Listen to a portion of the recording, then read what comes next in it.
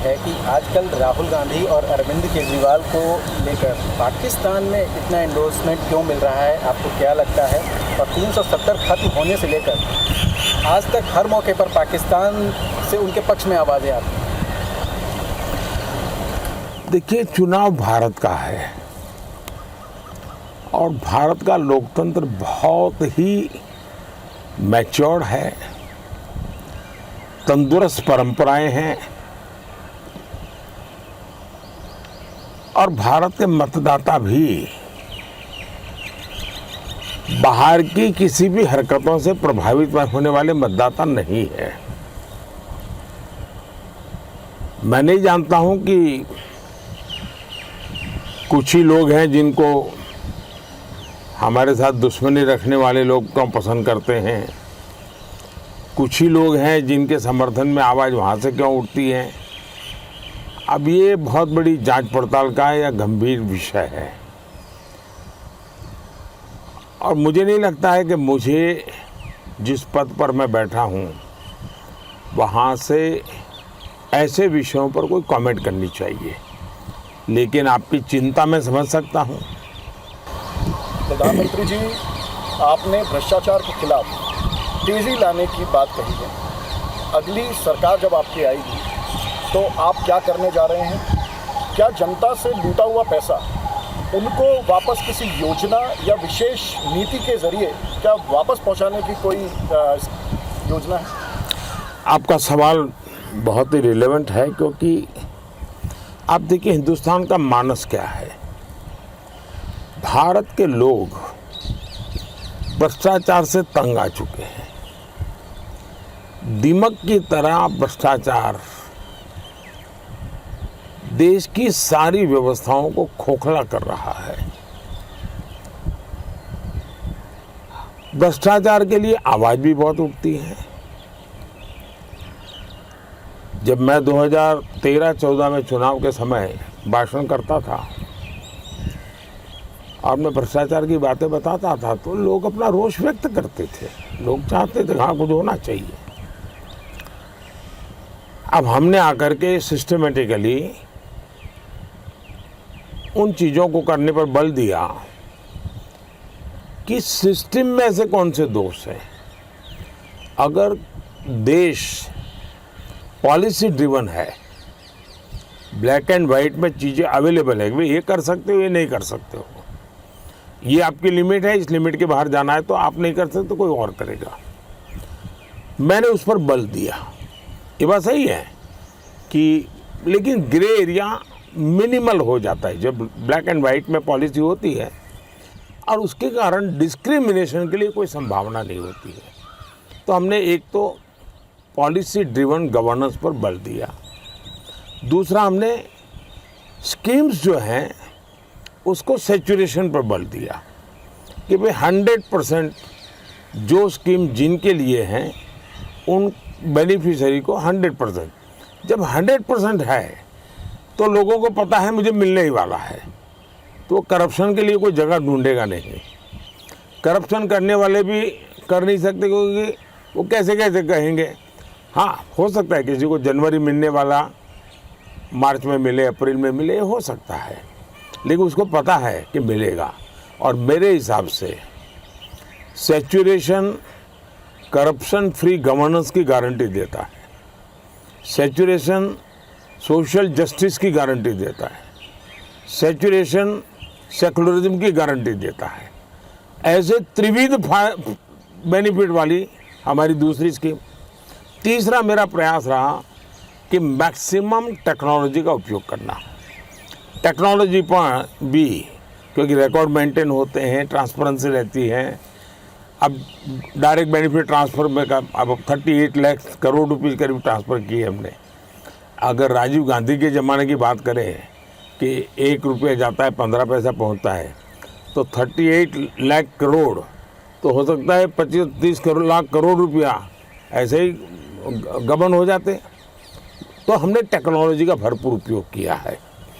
जहाँ तक करप्शन का सवाल है, देश में पहले क्या आवाज़ उठती थी कि करप्शन तो हुआ, लेकिन उन्होंने किसी छेटे आदमी को सूली पर चढ़ा दिया। सामान्य रूप से मीडिया में भी चर्चा होती थी कि बड़े बड़े मगरमच्छ तो छूट जाते हैं, छोटे छोटे लोगों को आप पकड़ करके चीज़ें निपटा देते हो। फिर एक काले खंड ऐसा आया कि हमें पूछा जाता था 19 के पहले कि आप तो बड़ी बड़ी बातें करते थे, क्यों कदम नहीं उठाते हो, क्यों अरेस्ट नहीं करते हो, क्यों लोगों को ये नहीं करते। हम कहते भाई हमारा काम नहीं है, ये इंडिपेंडेंट एजेंसी कर रही है और हम बद इरादे से कुछ नहीं करेंगे। जो भी होगा हमारी सूचना यही है, जीरो टॉलरेंस। दूसरा, तथ्यों के आधार पर ही एक्शन होना चाहिए, परसेप्शन के आधार पर नहीं होना चाहिए। तथ्य जुटाने में मेहनत करनी पड़ती है। अब अफसरों ने मेहनत भी की, अब मगरमच्छ पकड़े जाने लगे हैं तो हमें सवाल पूछा जा रहा है कि मगरमच्छों को क्यों पकड़ते हो। ये समझ में नहीं आता है कि कौन सा गैंग है, खान मार्केट गैंग, जो कुछ लोगों को बचाने के लिए इस प्रकार के नैरेटिव घड़ती है। पहले आप ही कहते थे छोटों को पकड़ते हो, बड़े छूट जाते हैं। जब सिस्टम ईमानदारी से काम करने लगी, बड़े लोग पकड़े जाने लगे, तो अब आप चिल्लाने लगे हो। दूसरा, पकड़ने का काम एक इंडिपेंडेंट एजेंसी कानून करती है, उसको जेल में रखना कि बाहर रखना, उसके प्रति केस ठीक है कि नहीं है, ये न्यायालय तय करता है। उसमें मोदी का कोई रोल नहीं है, इलेक्टेड बॉडी का कोई रोल नहीं है। लेकिन आजकल मैं हैरान हूँ।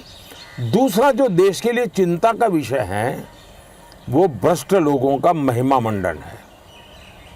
हमारे देश में कभी भी भ्रष्टाचार में पकड़े गए लोग या किसी को आरोप भी लगा तो लोग 100 कदम दूर रहते थे। आजकल तो भ्रष्ट लोगों को कंधे पर बिठा करके नाचने की फैशन हो गई है।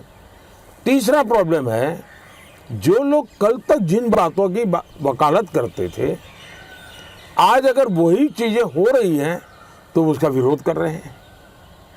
पहले तो वही लोग कहते थे सोनिया जी को जेल में बंद कर दो, फलाने को जेल में बंद कर दो, और आप वही लोग चिल्लाते हैं।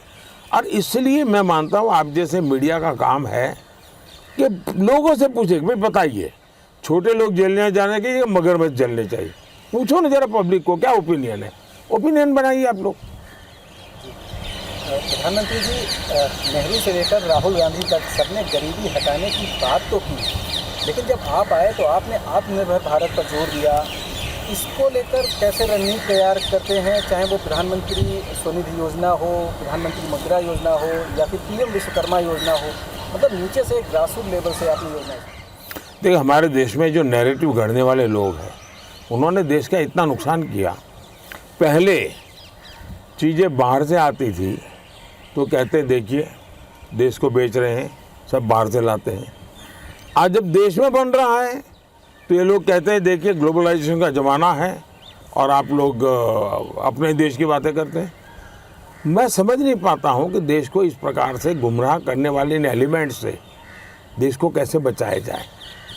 दूसरी बात है, अगर अमेरिका में कोई कहता है बी अमेरिकन बाय अमेरिकन, उसको तो हम सीना तान करके गर्व करते हैं, लेकिन मोदी कहता है वोकल फॉर लोकल, तो लोगों को लगता है देखिए ये ग्लोबलाइजेशन के खिलाफ है।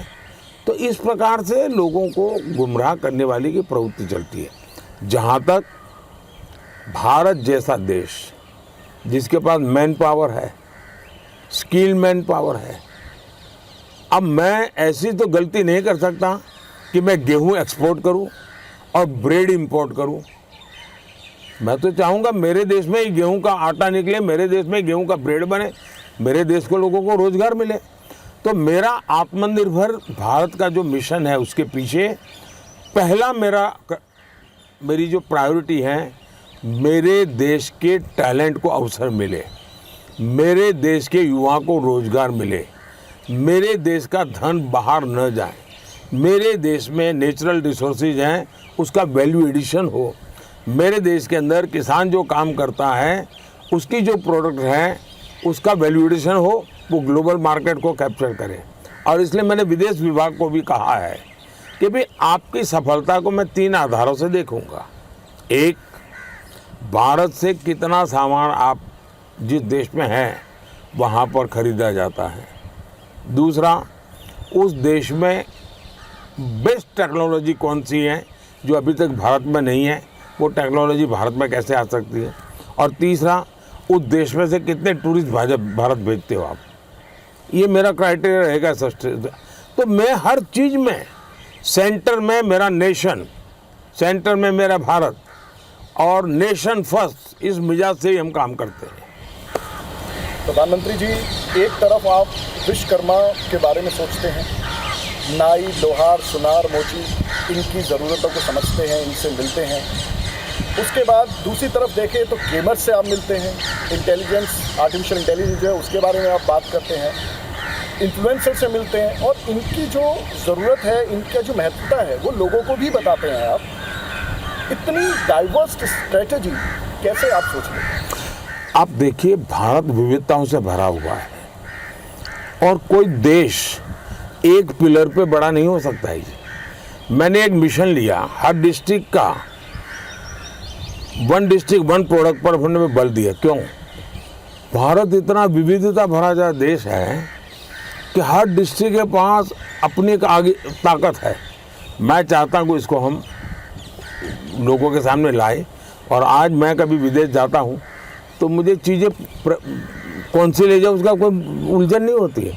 मैं सिर्फ वन डिस्ट्रिक्ट वन प्रोडक्ट का कैटलॉग देखता हूँ तो मुझे लगता है यूरोप जाऊँगा तो ये लेके जाऊँगा, अफ्रीका जाऊँगा तो ये लेके जाऊँगा, और हर एक को लगता है इस देश में, यानी ये पहलू। दूसरा, हमने G20 हिंदुस्तान के अलग अलग हिस्से में किया। क्यों? दुनिया को पता चले कि दिल्ली यही हिंदुस्तान नहीं है भाई। आप ताजमहल देखें तो टूरिज्म पूरा नहीं होता है मेरे देश का। मेरे देश में इतना पोटेंशियल है, मेरे देश को जानिए, समझिए। और इस बार हमने G20 का उपयोग भारत को विश्व के अंदर भारत की पहचान बनाने के लिए किया। दुनिया की भारत के प्रति क्यूरियोसिटी बढ़े, इसमें हमने बड़ी सफलता पाई है, क्योंकि दुनिया के करीब 1 लाख नीति निर्धारक ऐसे लोग G20 समूहों की मीटिंगों में, 200 मीटिंगें हुई, आए, अलग अलग जगह पे गए। उन्होंने वो जगह को देखा, सुना भी नहीं था, देखा, वो अपने देश के साथ कोरिलेट करने लगे, वो वहाँ जाकर के बातें करने लगे। मैं देख रहा हूँ G20 के कारण लोग आजकल काफ़ी टूरिस्टों को यहाँ भेज रहे हैं, तो मेरे देश का टूरिज्म। उसी प्रकार से आपने देखा कि मैंने स्टार्टअप वालों की कभी मीटिंग की थी, मैं वर्कशॉप करता था। आज से मैं 7-8 साल पहले, 10 साल पहले, शुरू में, यानी मैं 14 में आया, उसके 15-16 के भीतर मैंने जो नए स्टार्टअप्स की दुनिया शुरू हुई उनकी मैंने ऐसे वर्कशॉप किए। तो मैं अलग अलग, कभी मैंने स्पोर्ट्स पर्सन्स की, कभी मैंने कोचिज की। इतना ही नहीं, मैंने फिल्म दुनिया वालों के साथ भी ऐसे ही एक मीटिंग की। मैं जानता हूँ कि वो बिरादरी हमारे विचारों से काफ़ी दूर है, मेरी सरकार से भी दूर है, लेकिन मेरा काम था कि उनकी समस्याओं को समझूं, क्योंकि बॉलीवुड अगर ग्लोबल मार्केट में मुझे उपयोगी होता है, अगर मेरे तेलुगु फिल्में दुनिया में पॉपुलर हो सकती है, मेरी तमिल फिल्में दुनिया में पॉपुलर हो सकती है, मुझे तो ग्लोबल मार्केट लेना चाहिए मेरे देश की हर चीज़ का। तो मैंने उसके तो आज यूट्यूब की दुनिया पैदा हुई, तो मैंने उनको बुलाया कि भाई आप देश की क्या मदद कर सकते हैं। तो इन्फ्लुएंसर्स को बुलाया, क्रिएटिव वर्ल्ड, गेमिंग। अब देखिए, दुनिया का इतना बड़ा गेमिंग का मार्केट, भारत के लोग इन्वेस्ट कर रहे हैं, पैसे लगा रहे हैं, और गेमिंग की दुनिया में कमाई कोई और करता है। तो मैंने सारे गेमिंग के एक्सपर्ट्स को बुलाया, पहले उनकी समस्याएं समझी। मैंने देश को कहा, मेरी सरकार को, मैंने कहा मुझे अब गेमिंग में भारत की लीडरशिप पक्की करनी है। इतना बड़ा फ्यूचर मार्केट है मेरे देश को, अब तो ओलंपिक में गेमिंग आया है, तो मैं उसमें जोड़ना चाहता हूँ। तो ऐसे सर्व विषयों में एक साथ काम करने के मैं पक्ष में हूँ। उसी प्रकार से देश की जो मूलभूत व्यवस्थाएं हैं, आप उसको नज़रअंदाज नहीं कर सकते हैं। हमें गांव का एक मोची होगा, सोनार होगा, कपड़े सिलने वाला होगा, वो भी मेरे देश की बहुत बड़ी शक्ति है। मुझे उसको भी उतना ही तवज्जो देना होगा, और इसलिए मेरी सरकार का इंटीग्रेटेड अप्रोच होता है, कॉम्प्रहेंसिव अप्रोच होता है, होलिस्टिक अप्रोच होता है। प्रधानमंत्री जी, डिजिटल इंडिया और मेक इन इंडिया, इसका विपक्ष ने मजाक भी उड़ाया था, लेकिन आपकी सरकार की आज की तारीख में एक खास पहचान बन गए हैं, और विदेशों में भी अब इस बात का संज्ञान लिया जा रहा है। उसका एक उदाहरण यूपीआई भी। ये बात सही है कि हमारे देश में जो डिजिटल इंडिया मूवमेंट मैंने शुरू किया, तो शुरू में आरोप क्या लगाया उन्होंने लगा ये जो सर्विस प्रोवाइडर हैं उनकी भलाई के लिए हो रहा है। इनको समझ ही नहीं आया कि क्षेत्र कितना बड़ा है और 21वीं सदी एक टेक्नोलॉजी ड्रिवन सेंचुरी है। टेक्नोलॉजी आईटी ड्रिवन है। IT is influence by AI. बहुत बड़े प्रभावित क्षेत्र बदलते जा रहे हैं। हमें फ्यूचरिस्टिक चीज़ों को देखना चाहिए। आज अगर यूपीआई न होता तो कोई मुझे बताए कोविड की लड़ाई हम कैसे लड़ते। दुनिया के समृद्ध देश भी अपने लोगों को पैसे होने के बावजूद भी दे नहीं पाए, हम आराम से दे सकते हैं। आज हम 11 करोड़ किसानों को 30 सेकंड के अंदर पैसा भेज सकते हैं।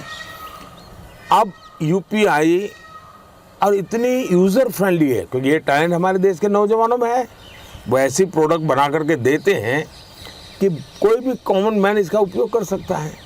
आज मैंने कैसे कितने ही लोग देखे जो अपना सोशल मीडिया में अनुभव करते हैं कि हमने 6 मित्रों ने तय किया कि 6 महीने तक जेब में एक पैसा नहीं रखेंगे और देखते हैं क्या होता है। 6 महीने बोले बिना पैसे पूरी दुनिया में हम अपना कारोबार करके आ गए, हमें कोई तकलीफ नहीं हुई। तो हर कसौटी पर खरा उतर रहा है। तो यूपीआई ने इन एक प्रकार से फिनटेक की दुनिया में बहुत बड़ा रोल प्ले किया है और इसके कारण इन दिनों भारत के साथ जुड़े हुए कई देश यूपीआई से जुड़ने को तैयार है क्योंकि अब फिनटेक का युग है। फिनटेक में भारत आज लीड कर रहा है और इसलिए दुर्भाग्य तो इस बात का है कि जब मैं इस विषय को चर्चा कर रहा था तो देश के बड़े बड़े विद्वान जो पार्लियामेंट में बैठे हैं वे इसका मखौल उड़ाते थे, मजाक उड़ाते थे। उनको भारत के पोटेंशियल का अंदाज ही नहीं था और टेक्नोलॉजी के सामर्थ्य का भी अंदाज नहीं था। प्रधानमंत्री जी, हमारा आखिरी सवाल है, इस देश के युवा भारत का इतिहास लिखेंगे ऐसा आप कई बार बोल चुके हैं और फर्स्ट वोटर जो होते हैं, फर्स्ट टाइम वोटर, उनका जो कनेक्ट है मोदी जी के साथ, उसके पीछे का कारण क्या है? एक, मैं उनके एस्पिरेशंस को समझ पाता हूँ। जो पुरानी सोच है कि भाई वो घर में अपने पहले 5 थे तो अब 7 पे जाएगा, 7 पे तो 9, ऐसा नहीं है।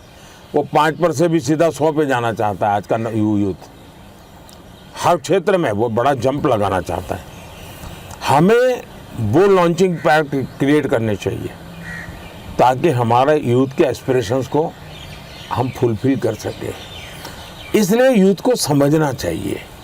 मैं परीक्षा पे चर्चा करता हूँ और मैंने देखा है कि मुझे लाखों युवकों से ऐसी बात करने का मौका मिलता है जो परीक्षा पे चर्चा की चर्चा चल रही है लेकिन वो 10 साल के बाद की बात करता है मेरे साथ। मतलब वो एक नई जनरेशन है। अगर सरकारें और सरकार की लीडरशिप इस नई जनरेशन के एस्पिरेशन को समझने में विफल गई तो बहुत बड़ी गैप हो जाएगी। आपने देखा होगा कोविड में मैं बड़ा चिंतित था कि मेरे ये फर्स्ट टाइम वोटर जो अभी है वो कोविड के समय तो 14-15 साल के थे, 16 साल के थे। अगर ये 4 दीवारों में फंसे रहेंगे तो इनका बचपन मर जाएगा, उनकी ज़िंदगी जवानी आएगी ही नहीं, वो बचपन से सीधे बुढ़ापे में चला जाएगा। ये गैप कौन भरेगा? तो मैं उसके लिए चिंतित था। मैं उनसे वीडियो कॉन्फ्रेंस पे बात करता था, मैं उनको समझाता था कि आप ये करिए, आप। और इसलिए हमने डेटा एकदम सस्ता कर दिया। उस समय मेरा डेटा सस्ता करने के पीछे जो लॉजिक था कि वो ईजीली इंटरनेट का उपयोग करते हुए नई दुनिया की तरफ मुड़े और वो हुआ, उसका हमें बेनिफिट हुआ है। भारत ने कोविड की मुसीबतों को अवसर में पलटने में बहुत बड़ा रोल किया है और आज जो डिजिटल रिवॉल्यूशन आया है, फिनटेक का जो रिवॉल्यूशन आया है, वो हमने आपत्ति को अवसर में पलटा, उसके कारण आया है। तो मैं टेक्नोलॉजी के सामर्थ्य को समझता हूँ, मैं टेक्नोलॉजी को बढ़ावा देना चाहता हूँ। प्रधानमंत्री जी, बहुत बहुत धन्यवाद। आपने नमस्कार भैया, मैं आगे आपको बहुत शुभकामनाएं। आप बहुत प्रगति करें और देश को सही जानकारियाँ देते रहें। थैंक यू भैया।